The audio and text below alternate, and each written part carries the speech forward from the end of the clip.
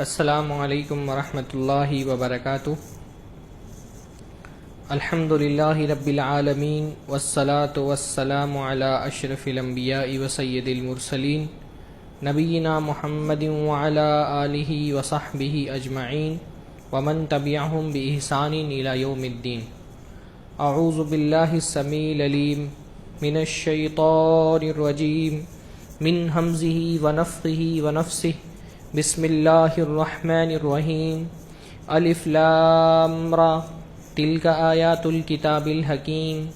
اکان للناس عجبا ان اوحینا الی رجل منہم ان انذر الناس وبشر الذین آمنوا ان لهم قدم صدق عند ربهم قال الکافرون ان ھذا لساحر مبین۔ سب سے پہلے ہر طرح کی حمد و ثنا اللہ رب العزت کے لیے لائق اور زیبا ہے، جو ساری کائنات کا خالق ہے، جس کی رحمتیں بے شمار ہیں، جس کے احسانات انگنت ہیں، اور اللہ کی بے شمار رحمتوں اور احسانات میں اللہ کا بہت بڑا احسان یہ ہے کہ اللہ تعالیٰ نے ہماری ہدایت کے لیے، ہماری رہنمائی کے لیے، ہم کو سیدھا راستہ دکھانے کے لیے، ہم کو زندگی گزارنے کا طریقہ سکھانے کے لیے نبوت کا سلسلہ دنیا میں جاری فرمایا۔ اللہ تعالیٰ کی بڑی رحمت ہے کہ اللہ تعالیٰ نے ہم کو سیدھا راستہ دکھانے کے لیے انبیاء کی جماعت دنیا کے اندر بھیجی۔ آج انشاءاللہ تعالیٰ ہم سورہ یونس اور سورہ ہود، ان دو سورتوں کی کچھ آیتوں کی تفسیر و تشریح دیکھیں گے۔ یہ دونوں صورتیں، سورہ یونس بھی اور سورہ ہود بھی، دونوں صورتیں مکی صورتیں ہیں اور مکہ کے آخری دور میں نازل ہونے والی صورتیں۔ تو اللہ کے نبی صلی اللہ علیہ وسلم ایک زمانے سے مشرکین مکہ کو توحید کی طرف بلا رہے ہیں، نبوت کی طرف بلا رہے ہیں، ایمان کی طرف بلا رہے ہیں، شرک سے توبہ کرنے کی دعوت دے رہے ہیں، اور قوم کی بڑی تعداد مسلسل اللہ کے نبی صلی اللہ علیہ وسلم کے انکار پر ڈٹی ہوئی ہے۔ تو مشرکین مکہ کو جن چیزوں سے ڈرایا جا رہا ہے ان میں سے ایک یہ بھی ہے کہ پرانی قومیں جنہوں نے اپنے نبیوں کی دعوت سے بغاوت کی، ان کا کیا انجام ہوا وہ ان کے سامنے رکھا جاتا ہے کہ تم اپنی چھوٹی سی حکومت کے غرور میں ایسے مبتلا ہو، چھوٹی سی سرداری کے غرور میں ایسے مبتلا ہو کہ تم ڈر نہیں رہے کہ اللہ تعالیٰ کی مخالفت اور بغاوت پر تمہارا کیا انجام ہوگا۔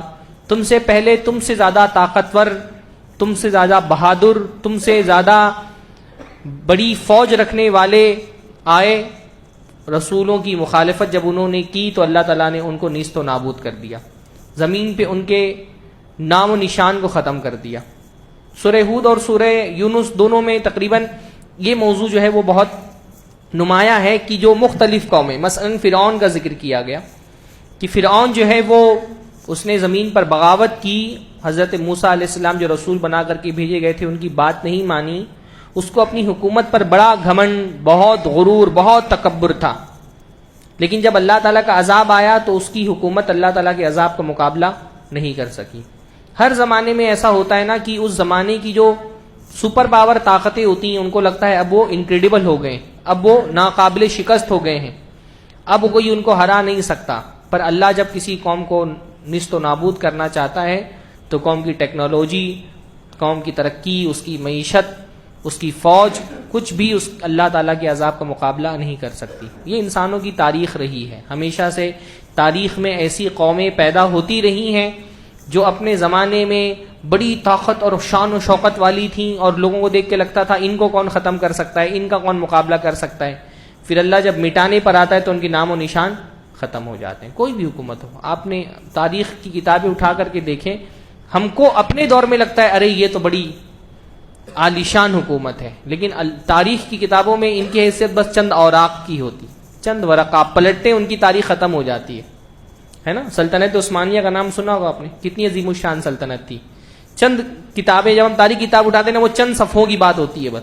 ہم کیونکہ ایک دور میں جی رہے تو ہم کو 50 60 70 سال بڑے لگتے ہیں، لیکن یہ 50 60 سال تاریخ کی کتابوں میں چند اوراق ہوتے ہیں بس۔ تاریخ کی 2 چیپٹر آپ پلٹتے ہیں، بڑی بڑی حکومتیں ختم ہو جاتی ہیں۔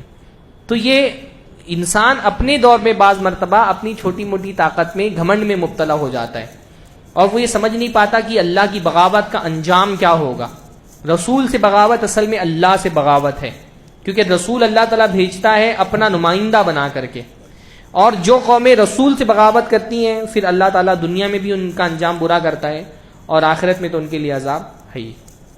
اللہ نے مشرکین مکہ کی ایک روش سورہ یونس کی دوسری آیت میں بیان فرمائی، اکان للناس عجبا ان اوحینا الی رجل منہم ان انذر الناس، کیا لوگوں کو اس بات پہ تعجب ہے کہ ہم نے انہی میں سے ایک رسول، ایک انسان، ایک مرد کو بھیج دیا رسول بنا کر کے اس کی طرف وحی کی.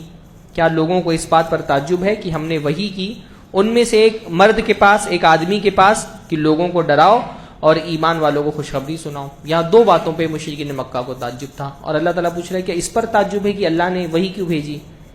بھائی تعجب اس پر ہوتا تو سمجھ میں آتا کہ اللہ نے وحی کیوں نہیں بھیجی، اللہ نے ہدایت کیوں نہیں نازل کی، اللہ نے سیدھا راستہ کیوں نہیں دکھایا.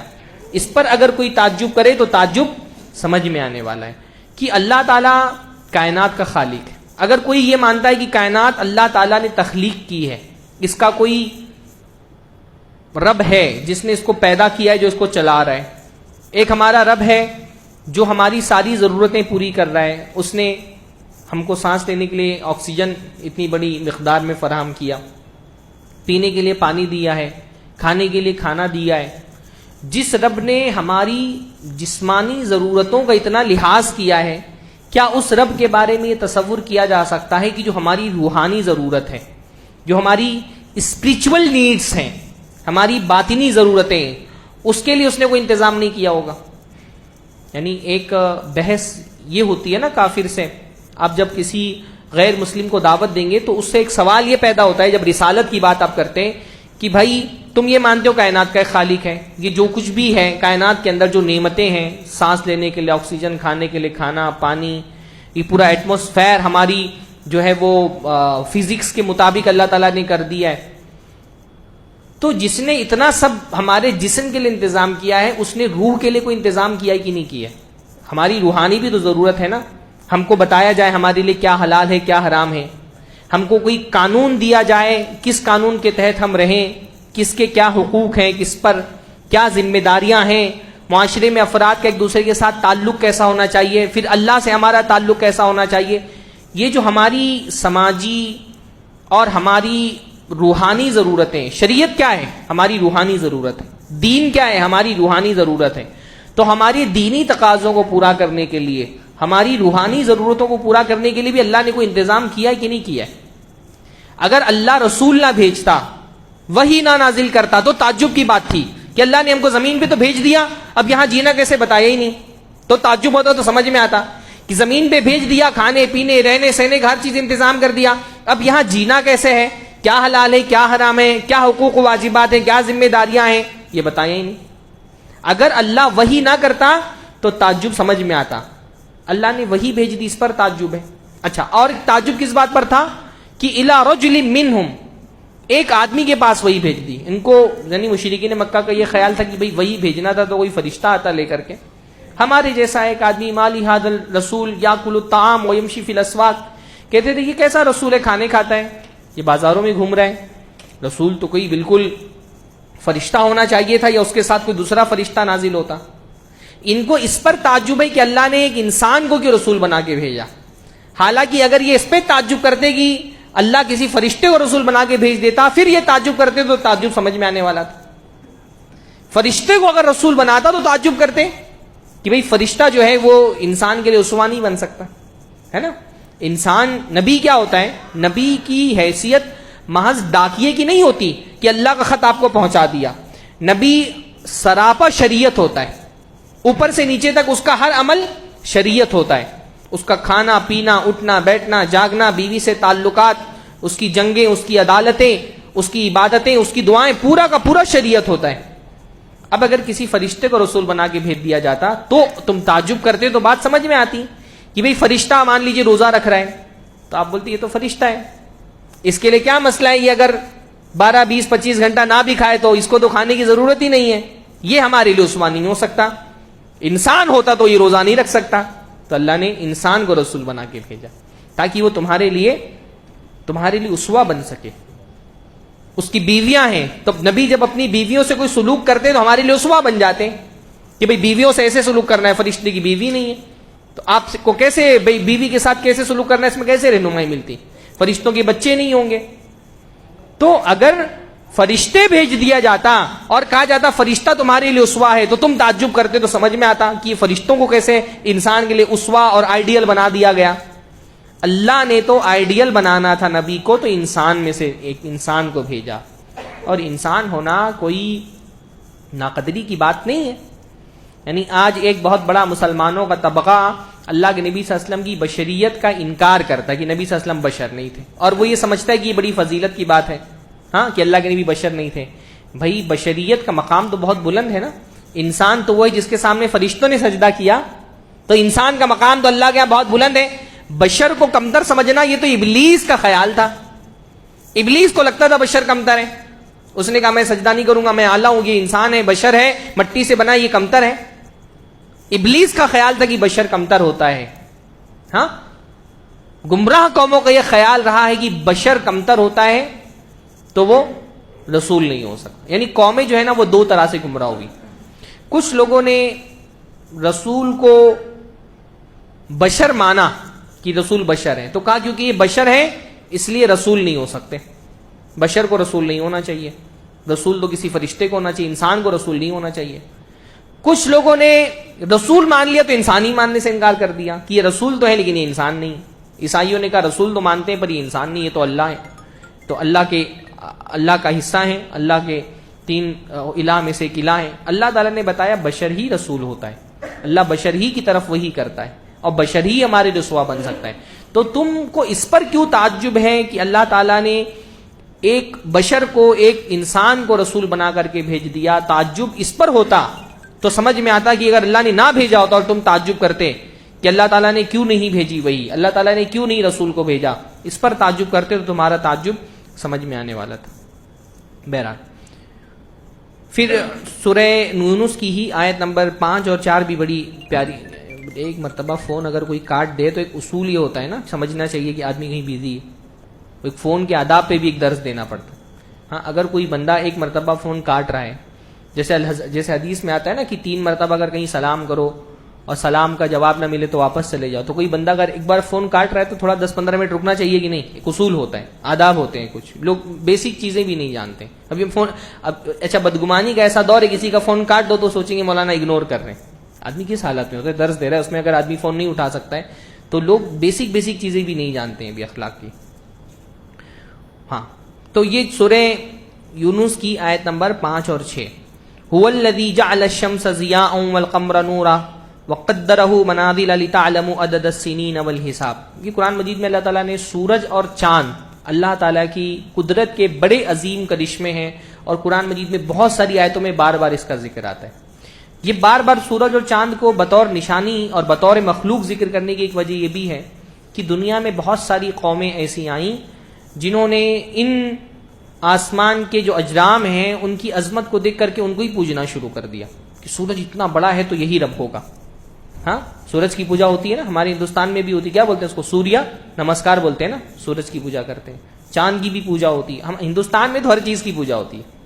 ہاں, ہندوستان کی زمین میں شرک اتنا گندھا ہوا ہے نا کہ یہاں کوئی آلو بھی مل جائے نا, تھوڑا سا اس کا آنکھ ناک دکھائی دے تو لوگ آلو کی پوجا شروع کر دیتے ہیں, گوبھی کی بھی پوجا شروع کر دیتے ہیں.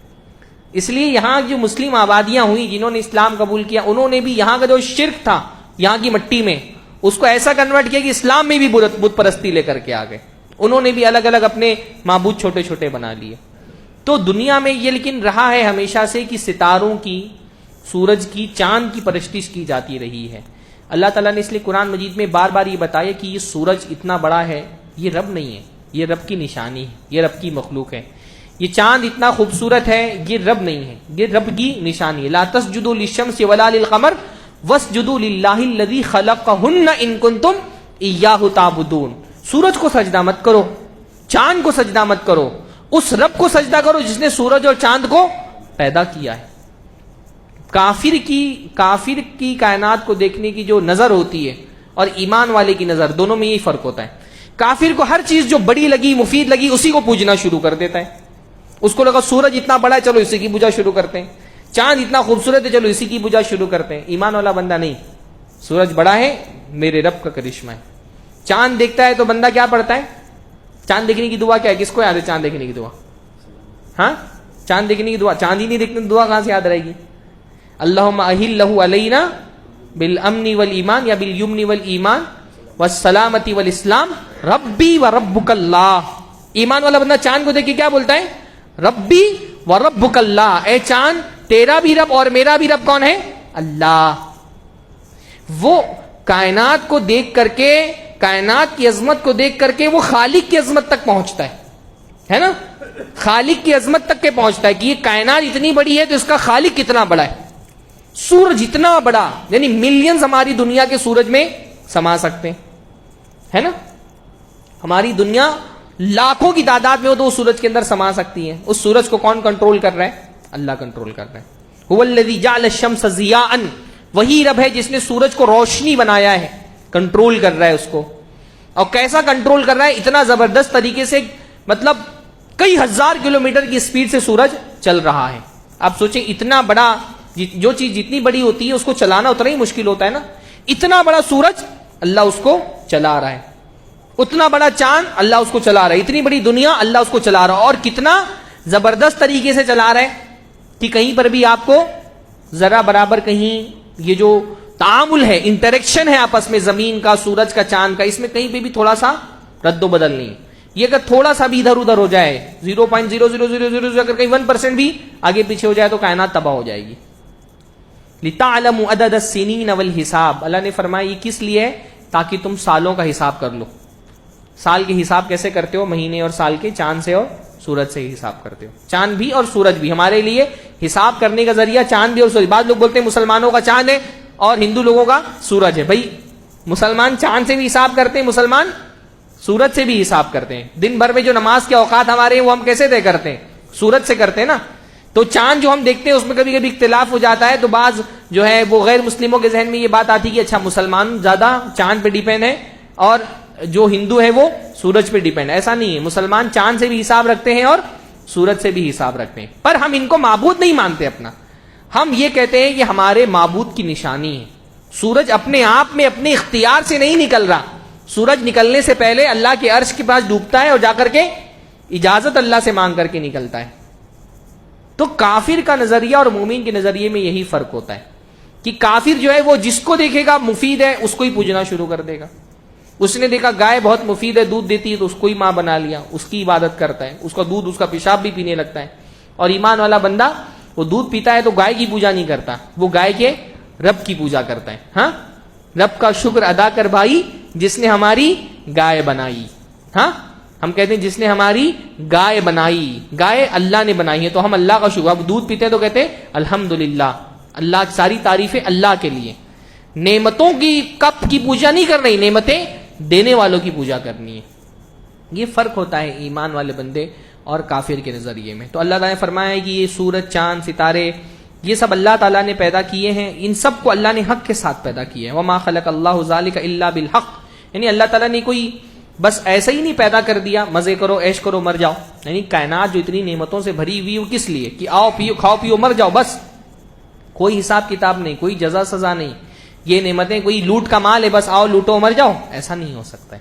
جس نے نعمتیں رکھی ہیں اتنی حکمتوں کے ساتھ اس نے حساب بھی رکھا ہے. کائنات میں بندہ غور کرے گا تو اس کو سب سے پہلا سوال یہی پیدا ہونا چاہیے کہ نعمتیں جس نے دی وہ چاہتا ہم سے کیا ہے, اتنے احسانات ہم پر کیے تو اس کا بدلہ میں کیسے چکاؤں, یہ ذہن میں سوال پیدا ہونا چاہیے. اور اس کا جواب جو ہے وہ ہم کو وحی دیتی ہے, اس کا جواب دماغ نہیں دے سکتا, اس کا جواب وحی دیتی ہے اللہ تعالیٰ کی. پھر ایک آیت ہے آگے, ان الذین لا یرجون لقاءنا ورضوا بالحیاۃ الدنیا واطمأنوا بها والذین هم عن آیاتنا غافلون اولئک مأواہم النار بما كانوا یکسبون, کہ جو لوگ ہم سے ملاقات کی امید نہیں رکھتے. ایمان والے بندے میں اور کافر میں یہ بھی بڑا فرق ہوتا ہے. کافر کو دنیا میں چھوٹی چھوٹی چیز تجسس کیوریاسٹی اتنی ہے, ابھی کسی جزیرے میں پتہ چل جائے کہ یہاں پہ کچھ انسان آباد ہیں, ساری مہذب دنیا پریشان رہتی کہ اس انسان تک کے پہنچ ہو سکے, ہے نا. انڈومان نکوبار جو ہمارے ہندوستان کے بعد علاقے ہیں, وہاں پہ کچھ قبیلے ایسے آباد ہیں جہاں تک کہ ابھی تک انسان کی تہذیب نہیں پہنچ سکی ہے، پر جدید دنیا بہت کوشش کرتی کہ ان سے کسی طرح سے کانٹیکٹ کیا جائے۔ مریخ میں مارس، وہاں پہ بس ایک امکان ہے کہ پانی ہے، پایا جاتا ہے۔ ہر ملک اپنے کروڑوں ڈالر کیوں خرچ کرتا ہے مریخ تک پہنچنے کے لیے؟ مریخ تک پہنچنے کا اتنا شوق، جزیرے پہ آباد کچھ انسان ہیں ان تک پہنچنے کے لیے اتنا تجسس، اللہ کا پانے کا کوئی جستجو نہیں، ہاں اللہ کو پانے کے لیے دل میں کوئی تڑپ نہیں، اللہ سے ملنے کا کوئی شوق نہیں کہ اللہ سے بھی ملے، اللہ سے ملاقات ہو، اللہ سے دیدار ہو۔ یہ کائنات جس نے پیدا کی اس سے ملنے کا شوق ہی نہیں ہے، ہاں لا یرجون لقاءنا، ہم سے نہیں ملنا چاہتے، ہم سے ملنے کی توقع نہیں رکھتے۔ وردوا بالحیات الدنیا، اور دنیا کی زندگی میں ہی مگن ہیں، واطمأنوا بہا، اسی میں مست ہیں، اور ہماری آیتوں سے غافل ہیں، بس کھائے جا رہے ہیں، دیکھتے نہیں کہ آ کہاں سے رہے، روٹی کھا رہے ہیں پر روٹی دے کون رہا ہے، اس سے کوئی ان کو غرض نہیں۔ اناج کا ایک ٹکڑا تم جس مسجد تم ڈالتے ہو مٹی کے اندر، اس سے کیسے نکل جاتی ہے 7 بالیاں، اس میں سینکڑوں اناج، اس پہ کوئی غور نہیں کرتا، بس اس کو بس روٹی سے مطلب ہے، روٹی دینے والے کی کوئی فکر نہیں ہے، اس کے بارے میں کوئی سوچ نہیں ہے۔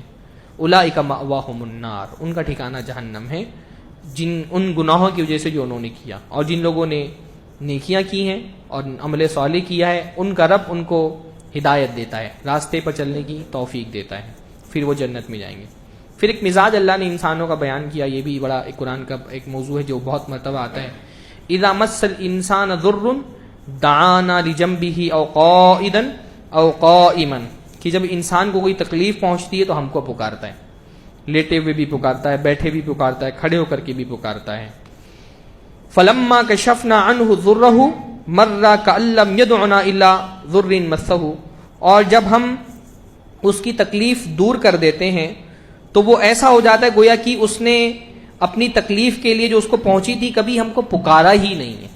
یعنی ایک انسان کا مزاج کیا ہوتا ہے، مصیبت آ گئی تو اللہ یاد آتا ہے، پھر صبح شام دن رات تو نمازیں پڑھ رہا ہے، روزے رکھ رہا ہے، صدقات و خیرات کر رہا ہے، ہاتھ اٹھا کر کے دعا کرتا ہے، اور جیسے ہی مصیبت ختم ہو گئی پھر بھول گیا، اور ایسا ہو جاتا ہے ہر دین سے کہ ہر شعار سے ایسا لا تعلق جیسے لگتا ہے کہ کبھی اللہ سے کوئی تعلق ہی نہیں رہا ہو۔ کافر کی مزاج میں یہ بات ہوتی ہے، نہیں 2 طرح کا مزاج کافر کا بیان کیا گیا ہے۔ کبھی کبھی تو ایسا ہوتا ہے کہ مصیبت میں اللہ تعالیٰ کو یاد رکھتا ہے، نعمت آتی ہے تو بھول جاتا ہے، اور کبھی کبھی ایسا ہوتا ہے نعمت میں تو اس کو اللہ یاد رہتا ہے، مصیبت آتی ہے تو بھول جاتا ہے۔ دونوں صورتوں میں یہ معاملہ ہوتا ہے۔ ایمان والا بندے کا معاملہ ایسا نہیں ہوتا، وہ مصیبت ہو یا نعمت ہر حال میں اس کا اللہ سے تعلق مضبوط رہتا ہے، وہ نعمتیں ملتی ہے تو بھی اللہ کو یاد کرتا رہتا ہے، بلکہ مصیبت سے بچنے کا ذریعہ یہ ہے کہ نعمتوں میں اللہ کو یاد رکھو، عافیت میں اللہ کو یاد رکھو تاکہ اللہ مصیبت میں نہ ڈالے، ہاں عافیت میں اللہ کو یاد رکھو تاکہ مصیبت آئے تو پھر صبر کرو، لیکن مصیبت آنے سے پہلے بھی اللہ تعالیٰ سے دعا کرتے رہو کہ اللہ تعالیٰ ہم کو عافیت سے رکھو۔ اللہ کے نبی نے فرمایا کہ مومن کا معاملہ خیر والا معاملہ ہے، ہر حالت میں اس کو کوئی مصیبت پہنچتی ہے تو صبر کرتا ہے اور اللہ تو اس کو صبر پہ ثواب دیتا ہے، اور کوئی نعمت پہنچتی ہے تو گھمنڈ میں نہیں مبتلا ہوتا۔ مشرک کا معاملہ کیا ہوتا ہے، اس کو کوئی نعمت مل جائے تو کہتا ہے کہ انما اوتیتہ علی علم من عندی، مجھے یہ میرے علم سے ملا ہے۔ قارون کیا تھا، میری صلاحیت ہے، میری طاقت ہے، ہاں میں نے اپنے زور بازو سے کمایا ہے، وہ گھمنڈ میں مبتلا ہو جاتا ہے نعمت ملتی تو۔ ایمان والا بندہ کتنی بھی نعمت مل جائے وہ کیا کرتا ہے، الحمدللہ، ساری تعریف اللہ کے لیے، اللہ نہیں دیتا، میرے اندر کوئی طاقت نہیں تھی کہ میں کوئی نعمت، علم کی، ہدایت کی، دین کی، ایمان کی، دنیا کی کوئی بھی نعمت ہو، اللہ نہ دے تو دینے والا نہیں ہے۔ تو ایک مزاج یہ ایمان والے کا اور کافر کے بیچ میں یہ فرق ہوتا ہے۔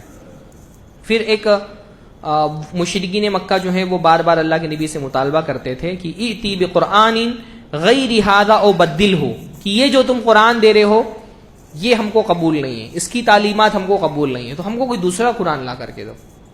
یہ کھیل مذاق سمجھتے تھے، نہیں اللہ تعالیٰ کے دین کو مذاق سمجھتے کہ یہ والا قرآن نہیں چاہیے، دوسرا قرآن لا کے دو، یا اس میں کچھ ترمیم کرو، کچھ بدل دو، یہ احکام نکال دو تو ہم اس قرآن کو قبول کر لیں گے۔ آج کی دنیا میں بھی ہم سے یہی مطالبہ کیا جا رہا ہے نا، آج کی جدید دنیا ہے غیر جو ہے وہ ایک الگ طریقے سے ہم سے یہی مطالبہ کر رہی ہے، ہاں کہ یہ والا قرآن نہیں چلے گا، ابھی کوئی ملون تھا نا، کیا نام اس کا، کیا رضوی، ہاں وسیم رضوی، وہ بھی لایا تھا نا کچھ آیتیں نکال کر کے کہ یہ آیتیں قرآن سے نکال دی گئی ہیں.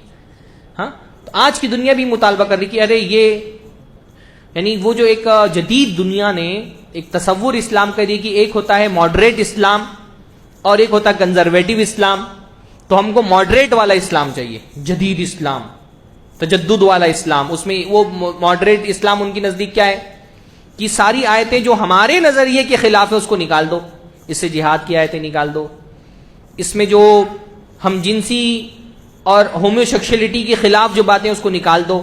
ہاں ساری ہمارے حساب سے قرآن کو ایک ماڈریٹ کر کے دو ہمارے حساب سے. ہاں اللہ کے نبی صلی اللہ علیہ وسلم سے کیا کہا گیا؟ اللہ کے نبی سے کہا گیا کہ آپ کہہ دیجئے قل ما یکون لی ان ابدلہ، کہہ دیجئے ان ابدلہ کہ میرے اختیار میں نہیں ہے کہ میں اس کو بدل دوں. یہ رسول بھی نہیں کر سکتے تھے، قرآن بدلنے کا کام خود رسول بھی نہیں کر سکتے تھے. من تلقاء نفسی، اپنی طرف سے، ان اتبع الا ما یوحى الی، میں تو بس اس کی اتباع کرتا ہوں جو میری طرف وحی کیا گیا ہے. تو یہ ایک بڑا اہم بات ہے کہ داعی جو ہے اس کو اس میں بہت ہوشیار رہنا چاہیے. بعض مرتبہ یہ ہوتا ہے مدعو جو ہے نا وہ کچھ شرطیں لگ دیتا ہے کہ یہ چیزیں ہم کو نہیں قبول ہیں، اگر یہ تمہارے یہاں نہ ہو تو پھر ہمارے لیے ہم اس کو قبول کر سکتے ہیں. ہمارا کام اسلام کو ایز اٹ از پہنچا دینا ہے، یہ نہیں کہ سامنے والے کو قابل قبول بنانے کے لیے ہم اسلام میں ہی تبدیلی شروع کر دیں. ایک طبقہ مسلمان داعیوں کا ایسا ہے کہ وہ یہ سوچتا ہے کہ اسلام قابل قبول ہو جائے تو کچھ ایسی ترمیم کر دو دین کے اندر کہ وہ ان کے نظریے پہ فٹ ہو جائے. تم کہتے ہو حجاب نہیں ہے، تم کچھ خدمت گزار ایسے ہی ہیں مغرب کے، اچھا ہاں حجاب اسلام میں نہیں ہے، ساری حجاب کی آیتوں کی تعویل کر دی. بھئی ایک تبدیلی تو ہوتی ہے لفظی تبدیلی، ایک ہوتی ہے مانوی تبدیلی. مانوی تبدیلی کرنے والے ہمارے یہاں بہت سارے. سامنے مغرب کا یہ تقاضا ہے کہ یہ سود ہم کو قبول نہیں ہے، تو ایک طبقہ ہے وہ جو سود کو بھی حلال کر دے گا، وہ حجاب نکال دے گا، وہ ارتداد کی سزا نکال دے گا. وہ مغربی یہ کہتا ہے عورت مرد برابر ہیں، تو ایک طبقہ داعیوں کا ایسا ہے وہ کہ ہاں قرآن مجید میں بھی ایسا ہی کہ عورت اور مرد برابر ہیں. تعویل کرے گا، ہر آیت کی تعویل کرے گا. سر سید مشہور جو ہے ریفارمر تعلیم کے میدان میں مانے جاتے تھے، انہوں نے کیا کیا؟ ہر وہ چیز جو ان کے حساب سے اس زمانے میں انگلستان کا غلبہ تھا، ہاں تو ہر وہ چیز جو ان کے حساب سے غلط تھی انہوں نے اس کی تعویل کر دی. جنت کی تعویل، جہنم کی تعویل، تعویل کا انکار، جنت کا انکار، جہنم کا انکار، فرشتوں کا انکار، شیطان کا انکار، ہر چیز کا انکار کیا جو ان کو لگا کہ یہ چینج کر دینے سے جو مغرب کا ایک نظریہ اس کے مطابق ہم اسلام کو اس میں فٹ کر سکتے ہیں. حتیٰ کہ آدم کا بھی انکار، ابلیس کا بھی انکار، سب کا انکار. یہ ہمارا کام دین کو قابل قبول بنانا نہیں ہے، ہمارا کام دین پہنچانا ہے. سامنے والا نہیں مانتا، وہ اللہ سے اس سے نپٹے گا. وہ مان لے، اس وجہ سے ہم دینی تبدیل کرنا شروع کر دیں، پھر تو ہم خود گمراہ ہو جائیں گے. یہ اختیار تو اللہ کے رسول کو بھی نہیں دیا گیا کہ منوانے کے لیے دین میں کچھ تبدیلی کر دو، کہ سامنے والا ایسا اسلام نہیں مان رہا تو اس کو یہ والا اسلام دے دو. اسلام کا کوئی ورژن نہیں ہوتا ہے، اسلام ایک ہی ہے بس. یہ ماڈریٹ اسلام، کنزرویٹو اسلام، صوفی اسلام، وہابی اسلام، اسلام ایک ہی ہے. اسلام ایک ہی ہے، وہابی اسلام، صوفی اسلام کوئی الگ نہیں، سعودی اسلام، ترکی اسلام کوئی الگ، اسلام ایک ہی ہے. ہاں اس میں بعض بدعتیں لوگوں نے ایجاد کر لی، ان کو نکال دینا ہے. اسلام وہی ہے جو قرآن و سنت میں موجود ہے. یہ جو ورژنز بنا کر کے نہیں، مغرب نے باقاعدہ صوفی اسلام کے نام سے وہ رومی کا ایک اسلام اس کو گڑھ دیا ہے. ان کے حساب سے اسلام قابل قبول ہے. وہ صوفی اسلام کو بہت بڑھاوا بھی دیتے ہیں اپنے حساب سے. ان کو لگتا ہے کہ وہ جو صوفی اسلام ہے اس میں ہمارے نظریوں کو انجیکٹ کرنے کے لیے بہت کچھ گنجائش موجود ہے اسلام کے اندر. اور جو اسلام کی ایک تعبیر ہے جہاں پر اسلام ایک مکمل دین ہے اور اس میں کسی رد و بدل کی گنجائش نہیں، تو کہتے ہیں کنزرویٹو اسلام، متشدد اسلام. ہمارے بعض مفکرین کہتے ہیں روایتی علماء، یعنی طنز کرتے ہیں روایتی علماء. بھئی دین تو سارا کا سارا روایتی ہوا ہے نا، تو روایتی علماء ہی تو وہی دین لے کر کے آئے جو اللہ کے رسول سے روایت ہوا ہے. جو روایتی نہیں ہے اس کا مطلب وہ کوئی ایسا دین پیش کر رہے ہیں جو روایت نہیں ہوا، انہوں نے گڑھ لیا ہے اپنی طرف سے. ہمارے یہاں ایک طبقہ وہ تنقید کرتا ہے علماء پر، اور تنقید کرنے کے لیے کیا لفظ استعمال کرتا ہے؟ روایتی علماء. گویا کہ مطلب یہ ایک کنزرویٹو مائنڈ والے روایتی علماء. تو روایتی مطلب کیا ہوتا ہے؟ دین تو پورا کا پورا روایتی ہوا ہے نا. قرآن کیا ہوا ہے؟ روایت مطلب نریٹ ہونا، تو دین تو نریٹ ہی ہوا ہے نا. اللہ کے رسول صلی اللہ علیہ وسلم سے نریٹ ہو کے ہم تک پہنچا، قرآن اللہ کے رسول سے نریٹ ہو کے ہم تک پہنچا، حدیثیں اللہ کے رسول سے نریٹ ہو کے ہم کے پہنچی. تو یعنی اصل جو دین اللہ کے رسول سے پہنچا ہے یہ روایتی علماء کے پاس ہے، اور جو روایتی نہیں ہے اس کا مطلب انہوں نے کچھ اپنی طرف سے گڑھ کر کے دین بنا لیا ہے. وہ اللہ کے رسول کا لایا وہ دین نہیں ہے، کیونکہ انہوں نے روایت سے نہیں لیا، انہوں نے کوئی ان کی اپنی ذہنی اپج ہے، وہ ایک بدعتی دین ہے ان کا. اگر روایتی نہیں ہے تو پھر بدعتی ہے. دو ہی چیزیں، جو روایت نہیں ہوا وہ پھر بدعت ہے. تو روایتی کے مقابلے میں بدعتی علماء بولنا چاہیے. سمجھ میں آ رہا ہے؟ جو روایتی نہیں ہے پھر وہ بدعتی ہو سکتا ہے.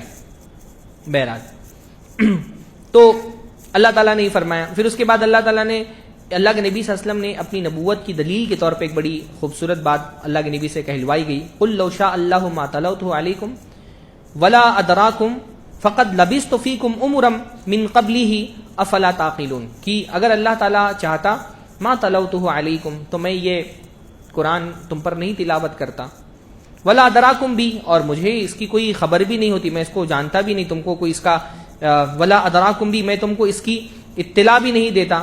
فقد لبثت فیکم عمرا من قبلی، کیونکہ میں تو ایک لمبی عمر تم میں گزار چکا ہوں.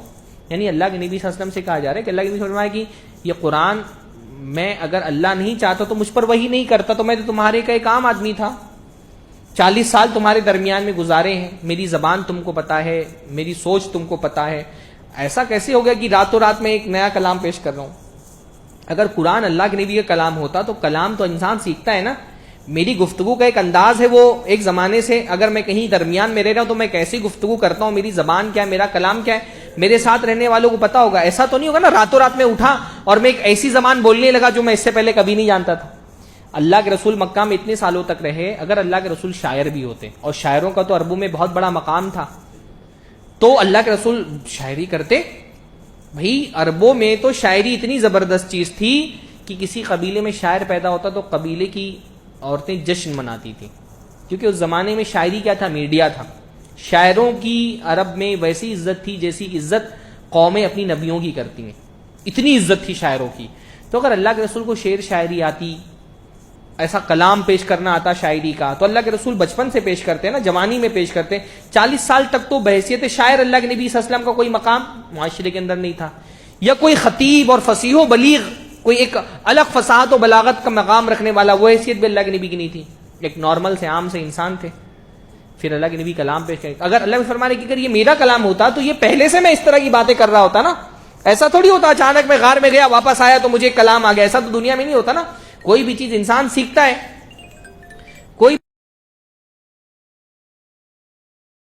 کر کے اس میں ایوالو ہوتا ہے، اس کا نا صلاحیتیں ایوالو ہوتی ہیں، اچانک تو نہیں پیدا ہوتی. تم کہتے ہو میرا کلام ہے، تو اگر میرا کلام ہوتا تو اچانک تھوڑی میرے اندر پیدا ہو جاتا، یہ تو پہلے سے میرے اندر موجود رہتا. تو اگر کوئی چیز پہلے سے میرے اندر موجود نہیں تھی، اس کا مطلب یہ میرا نہیں، یہ مجھے کہیں سے ملا ہے جو میں تم کو پیش کر رہا ہوں.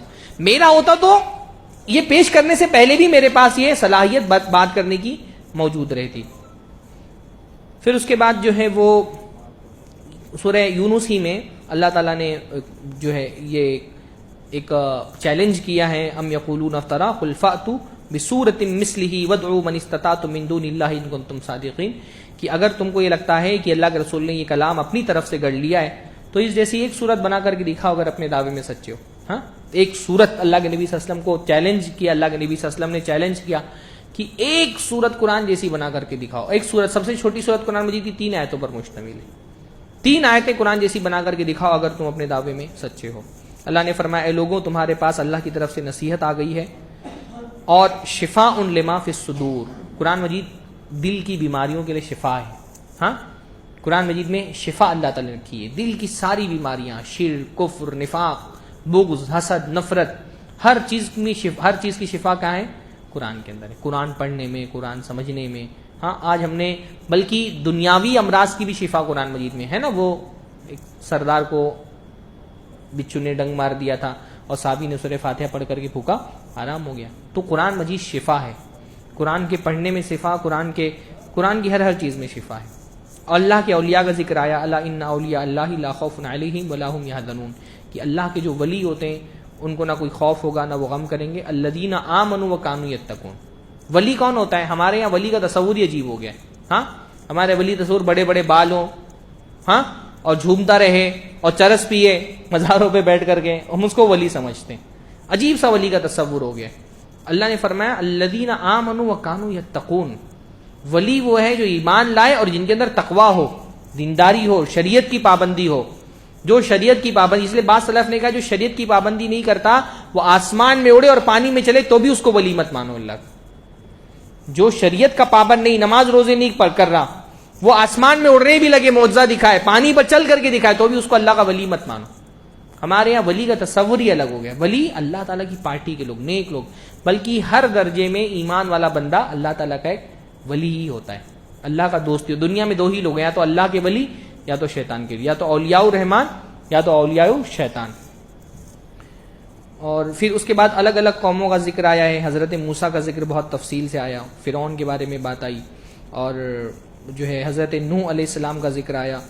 یہ ساری قوموں کا ذکر پیش کر کے اصل میں یہی بات بتانا چاہ رہے ہیں اللہ رب العالمین کی اگر تم اللہ تعالیٰ کی باتوں کو نہیں مانو گے، اللہ سے بغاوت کرو گے، تو تمہارا انجام ہی ان قوموں کی طرح ہوگا. حضرت یونس علیہ السلام کی قوم کا ذکر آیا، یعنی حضرت یونس علیہ السلام کی قوم وہ واحد قوم تھی اور کہ جو ایمان لے کر کے آئی اپنے رسول پر، اور اس کا ایمان نافع ہوا. یعنی حضرت یونس علیہ السلام جو ہے وہ انہوں نے دعوت دی، قوم والوں نے ماننے سے انکار کر دیا. جب اللہ کا عذاب آنے لگا تو پوری قوم، عورت مرد سب، حتیٰ کہ بعض روایتوں میں آتا ہے کہ بچے اور جانور تک کے نکل کے جمع ہو گئے، سب نے اجتماعی توبہ کی تو عذاب ٹل گیا. ایسا کبھی کسی قوم کے ساتھ نہیں ہوا. تو بعض مرتبہ اللہ تعالیٰ کا عذاب ٹالنے کے لیے اجتماعی توبہ کی بھی ضرورت ہوتی ہے. اجتماعی توبہ. آج ہم بھی، یہ عذابی ہے نا اللہ تعالیٰ کا. آج وہ قومیں جن پر ہم نے کسی زمانے میں حکومت کی تھی، آج وہ ہمارے دسترخوان پہ طے کرتی ہیں کہ کیا ہم کھائیں گے کیا نہیں کھائیں گے. ہاں، ہمارے گھر بلڈوزر سے گرائے جا رہے ہیں اور ہم کو احساس نہیں ہے کہ یہ عذاب ہے اللہ تعالیٰ کا. پہلے اس کو سمجھو کہ اللہ کا عذاب ہے، اور پھر اجتماعی توبہ کی ضرورت ہے. مل کر کے سب اللہ کی بارگاہ میں توبہ کریں گے تب یہ عذاب جائے گا. تو یہ کہ وہ حضرت یونس علیہ السلام کی قوم کا ذکر ہوا، فرعون کا ذکر ہوا. پھر سورہ ہود میں بھی بنیادی موضوع یہی ہے کہ یہ قومیں آئیں، انہوں نے اس طرح سے سرکشیاں کی تو اللہ تعالیٰ نے اس طرح سے ان کو عذاب میں گرفتار کیا. حضرت نوح علیہ السلام کا خصوصی طور پہ سورہ ہود میں ذکر آیا، ان کے بچے کا ذکر آیا کہ حضرت یونس علیہ السلام نے جب وہ سیلاب آیا تو انہوں نے کشتی بنائی، اور کشتی بنا کر کے اپنے بیٹے کو بھی کہا اس پہ سوار ہو جاؤ. تو بیٹے نے کہا نہیں، ہاں میں چلا جاؤں گا فلاں پہاڑ پر اور وہ مجھ کو اللہ کے عذاب سے بچا لے گا. تو حضرت نوح نے کہا آج اللہ کے عذاب سے کوئی بچانے والا نہیں. یعنی رشتے کام نہیں آتے. اگر بندے کے پاس ایمان نہ ہو، عمل نہ ہو، تو کس خاندان سے ہے وہ یہ فرق نہیں پڑتا. ہاں، اس لیے ایمان پہ زیادہ توجہ دینے کی ضرورت ہے. خاندان سے زیادہ ایمان پہ توجہ دیجیے. ایمان زیادہ اہم ہے، خاندان زیادہ اہم نہیں ہے. اللہ کے نبی نے فرمایا من ابطأ به عملہ لم یسر به نسبہ، جس کا عمل اس کو پیچھے کر دے اس کا نسب اس کو آگے نہیں کر سکتا. اچھا، اس میں دیکھیے یہ بھی تو ایک بڑی ہدایت کی بات ہے ہمارے لیے کہ حضرت یونس علیہ السلام کا بیٹا ہے جہنم میں جائے گا کیونکہ کافر تھا، ہے نا. اللہ تعالی حضرت نوح علیہ السلام کا بیٹا جو ہے وہ کافر تھا، جہنم میں جائے گا.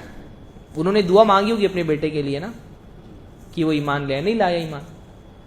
حضرت یونس کے بیٹے کو جو نعمت نہیں دی گئی حضرت یونس کے مانگنے کے باوجود، حضرت نوح علیہ السلام کے بیٹے کو جو نعمت نہیں دی گئی حضرت نوح کے مانگنے کے باوجود، ہم کو اللہ تعالیٰ نے بغیر مانگے دے دی ہے. کتنا بڑا احسان ہے اللہ کا ہم پر، ہے نا. حضرت نوح نے اپنے بچے کے لیے مانگی، حضرت لوط علیہ السلام نے اپنی بیوی کے لیے مانگی ہوگی، حضرت لوط کا بھی ذکر آیا. ان لوگوں کو نہیں ملی، ہم کو الحمدللہ بغیر مانگے ایمان کی نعمت مل گئی. اس لیے اللہ کا بہت شکر ادا کرنا چاہیے. حضرت ابراہیم کا ذکر آیا، کیسے اللہ تعالیٰ نے ان کو بشارت کے لیے فرشتوں کو بھیجا اور ان سے کہا کہ اللہ تعالیٰ آپ کے یہاں اولاد پیدا ہونے والی ہے. تو ان کی بیوی ہنسی، ہاں فضحکت، وہ ہنسنے لگی کہ ایسے کیسے ہو سکتا ہے، میں تو اتنا الد وانا عجوز، میں تو بوڑھی ہو گئی ہوں، میری اولاد ہوگی. ہاں، تو انہوں نے فرشتوں نے کہا اتعجبین من امر اللہ، کیا تم اللہ تعالیٰ کے معاملے سے، اللہ کے حکم سے تعجب کرتی ہو. اللہ دینا چاہے تو اللہ تعالیٰ اسباب اور حالات کا محتاج نہیں ہے.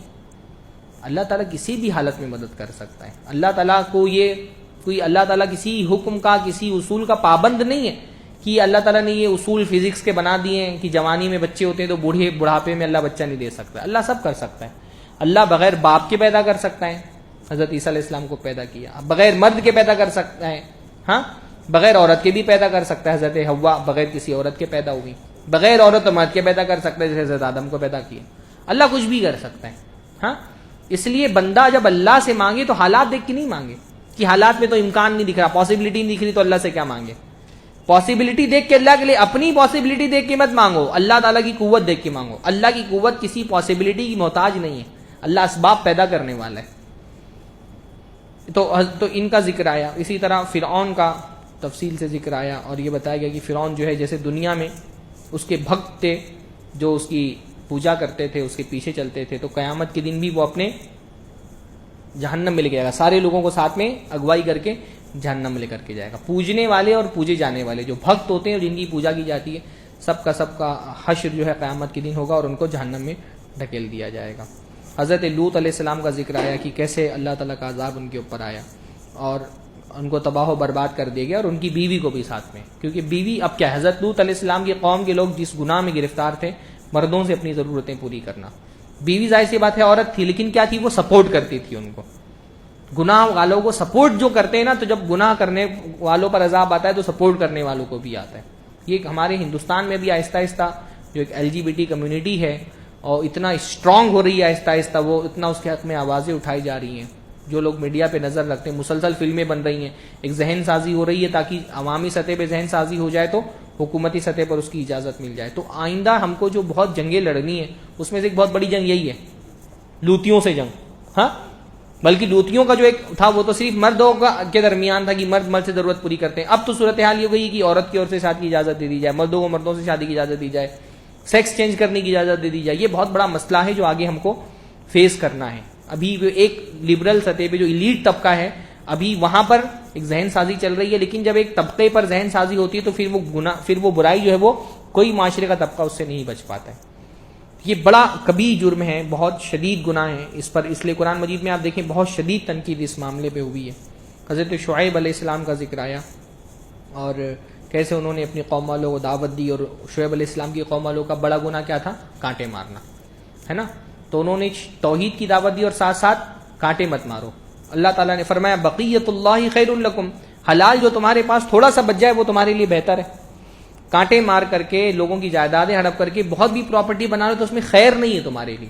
خیر کس میں ہے, حلال میں, وہ کم ہی کیوں نہ ہو, انسان سکون سے رہتا ہے, دنیا میں بھی سکون, آخرت میں بھی سکون. حرام بہت زیادہ بھی ہو جائے تو دنیا میں بھی وبال, آخرت میں بھی وبال. تو اللہ تعالیٰ پہ بھروسہ یہ ہوتا ہے ایمان والے بندے کا کہ وہ جو ہے حلال پر اکتفا کرتا ہے اور وہ اس سے امید کرتا ہے کہ حلال اس کی دنیا اور آخرت دونوں کے لیے سکون کا باعث بنے. ٹھیک ہے.